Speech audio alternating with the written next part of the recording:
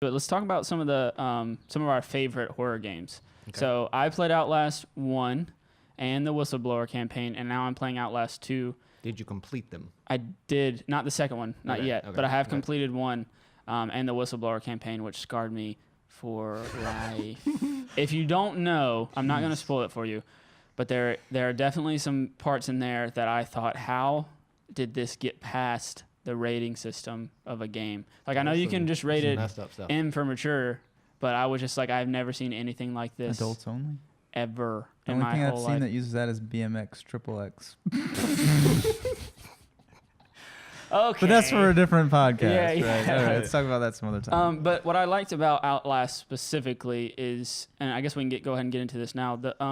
You don't have much control, right? Right. You are by yourself for the most part, and you have a camera that can see, it like has night vision only if you can find the batteries for it, which is another element of horror, I think, too.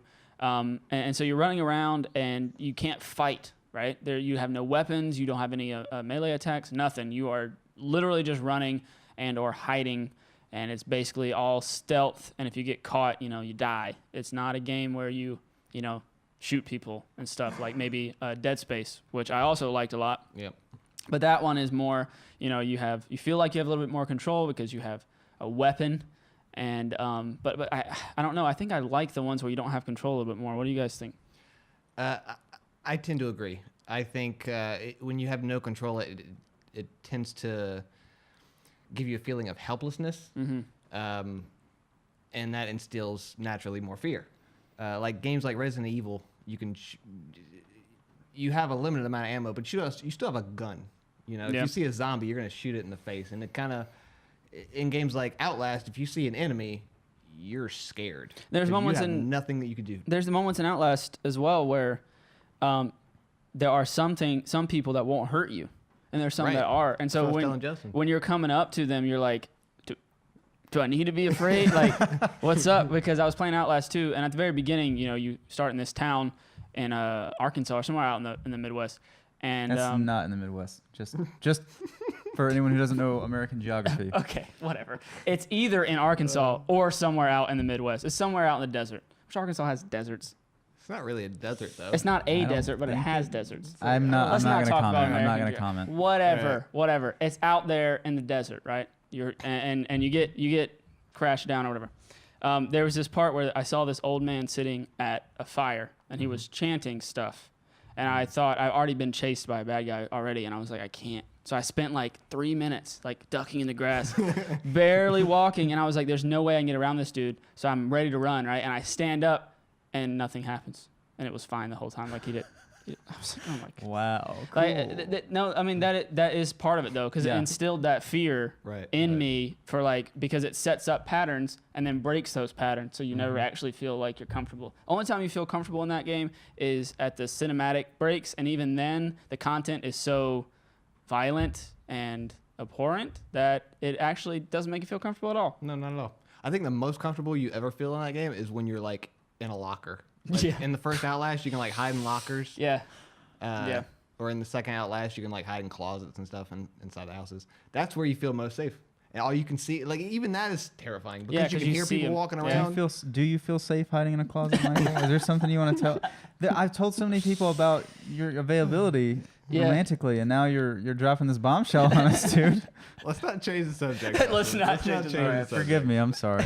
but another game an older game, Amnesia, right? Yes, there's a subtitle to that too, I think. The Dark Descent, Descent. Yes. Yeah, I think that's the first one, right? Yeah. Amnesia was like the first I loved it, man. horror game that didn't give you a weapon. Like you had Resident Evil, you had Dead Space. It definitely started a trend, yeah. But Amnesia started the trend where you don't have any kind of weapon. You just have a lantern, and you have to get through this haunted mansion. I or still whatever it hear is. that monster's voice in my It's dreams. creepy, isn't it? Yeah, it makes a sound before it comes into a room, and so it gives you a little bit of a warning for you Right. to go and hide, right? But you start going insane in the dark. Yeah. And you'll start, the screen actually like changes, right? You'll see the like stuff crawling on the screen and stuff in the dark, and it really messes with you. So you'll hear that little growl, and you'll be like, oh crap, I gotta hide. So you'll run, find a dark corner, and you'll sometimes see him walk in and look around and like sniff and stuff and walk out. Whew, I couldn't take it. Couldn't take it. I finished it. It's a great story too. Great story. It was alright. It was good. It was good for a horror game. That's one thing about horror games is the story usually isn't all that compelling. Yeah. I found that like Outlast, I didn't complete the game, but I've watched people complete the game. The first one. And at the end, it kind of seems to go off the rails a little bit. Yeah, I agree. And then with like Dead Space 2, it's more like it's kind of like just mission after mission. Yeah. It doesn't really feel like you are accomplishing something, but the story isn't the main part. It's scaring you to death. Right. And I think that we need to have more story-driven horror games. I think maybe. I mean, they all try to be though, right? Because like, Well, they have to. You have to have there's not something to much base else, yeah. around. I think that's my issue with horror games. I haven't played a ton, and of the ones I've played, I think I've finished very, very few. We were talking before, and I actually said maybe this is a bad idea, guys, because I'm not sure I've played any horror games. And I think the issue that I have with them is in order to make you scared, you have to make a ton of sacrifices on the actual gameplay front. Like you guys were talking about not having a weapon. Mhm. So like what you're actually doing in a game like Outlast, which I have played a little bit, is essentially you're running and hiding. Mm-hmm. And if you compare that to another game where you do something similar, like a stealth game, usually that's one option you have to deal with things among a Right. bunch of others. I think it might pigeonhole its audience a little bit. And also, you got to think too. Like, I can't sit down and play Outlast for hours and hours Yep. That's because true, too. it is. I know I probably sound like a baby, but it's stress. It's a stressful thing. It's not that I get emotionally like terrified. It's just like you are constantly on edge it drains you a through the little bit. Yeah, entire it's thing. like- So Yeah. I'll play like half an hour or an hour, and I'll be like, well, I just can't. Like, I just can't do it. Yeah. I can't do it anymore. Yeah, I think that's interesting how they have to make all these sacrifices in order to, because typically when people talk about games, one of the first things that comes up is story or something. Mhm. And that's true in horror games too, but for me that's like dead last on the list of priorities. Yeah. So I think it's interesting how much they have to do, not only with game mechanics, but with story, cutscenes, graphics, all that stuff in pursuit of this one thing, just making this unsettling atmosphere. And we were talking about the sort of the loop you go through in a horror game of, there's a quiet moment, tension starts to build, Mm-hmm. there's a thing, is it actually scary or is it just a thing to trick me? Oh, it was a thing to trick me. Oh, now it's scary. Yeah. And you have this loop over and over and over again. Yeah. Yeah. Well, it's the same with like horror movies, right? Right, Like, yeah. That's why I'm not getting bored with horror games itself, just because there are not that many of them that come out, and so Yeah, I that's feel like true. I get tired of it, and then I go back to it a little bit later. Like I didn't play Outlast 2 right when it came out. I'm kind of going back to it now because I kind of want that horror style game again. But with like horror movies, I can barely even watch them anymore. Like just because I'm like I know it's so formulaic now. Like Yeah. they go to the house and it's. A few small things happen and no one really pays much attention. Then it gets more intense and more intense. And you can almost tell when the tension starts to build, whether it's going to actually release in like a scary moment or if it's not, you know what I mean? I honestly think Outlast did the best job of breaking that formula up. They went so long without having anything. In Amnesia kind of started the trend, but in other horror games, like you could literally tell when something was about to happen. And Outlast is kind of harder to tell because it happens less often, I guess.